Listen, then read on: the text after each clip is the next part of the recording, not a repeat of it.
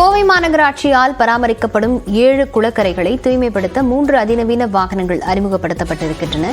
விவரங்களுடன் செய்தியாளர் பிரசன்னா இணைந்திருக்கிறார். பிரசன்னா, இந்த வாகனங்கள் எப்படி செயல்பாட்டுக்கு கொண்டு வரப்படவிருக்கின்றன?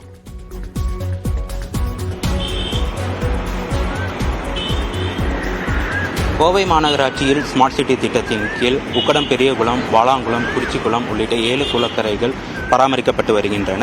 இந்த குளக்கரைகளில் பொதுமக்கள் நடைபயணம் மேற்கொள்வதற்கும் குழந்தைகள் விளையாடுவதற்கும் பல்வேறு அம்சங்களானது ஏற்பாடு செய்யப்பட்டுள்ளது.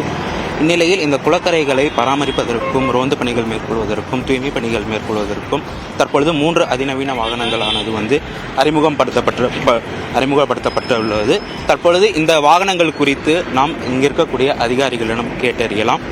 வணக்கம் சார், நம்ம கோவை மாநகராட்சியில் இப்போ அறிமுகப்படுத்தியிருக்கக்கூடிய இந்த வாகனங்கள் என்னென்ன பயன்பாடுகள் இருக்குது? நாங்கள் லைன் சர்வீஸ் லிமிடெட்லேருந்து இந்த ஆப்ரேஷன் அண்ட் மெயின்டெனன்ஸ் 7 ஏரியுமே எடுத்துருக்கோங்க. இப்போது நம்ம இந்த ஆப்ரேஷன் அண்ட் மெயின்டெனன்ஸுக்கு நம்ம உபயோகப்படுத்துகிற வாகனம் பார்த்திங்கன்னா பூரா வாகனங்களே பார்த்திங்கன்னா எலக்ட்ரிக் வாகனங்கள்.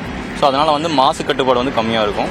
இந்த எலக்ட்ரிக் வாகனங்களோட அட்வான்டேஜ் என்ன அப்படின்னா, இந்த மிஷின் பார்த்திங்கன்னா கோப்லர் மிஷின் என்ன பண்ணும் அப்படின்னா, உங்களோட பிளாஸ்டிக் பாட்டில் இந்த லிட்டர்ஸ் எல்லாம் மக்கள்லாம் அப்படியே சாப்பிட்டு தூக்கி வீசுறாங்க இல்லைங்களா, அதெல்லாம் ஆட்டோமேட்டிக்காக இது செக் பண்ணி எடுத்துருவோம் நம்ம கோப்லர்.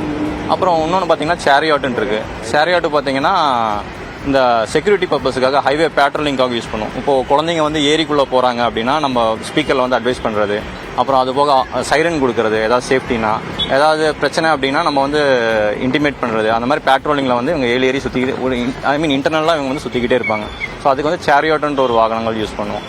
அப்புறம் இந்த டாடா ஏஸ் அந்த வாகனங்களுக்குள்ளே வாட்டர் ஜெட்டிங் மிஷின் இருக்குது. அது பார்த்திங்கன்னா high pressure water jetting machine. அது இந்த கேட் என்ட்ரன்ஸு, கீழே இருக்க ஃப்ளோரு, பயங்கரமான அழுக்கு படிஞ்ச இதெல்லாம் அந்த high pressure water jetting machine மூலமாக இது பண்ணுவோம்.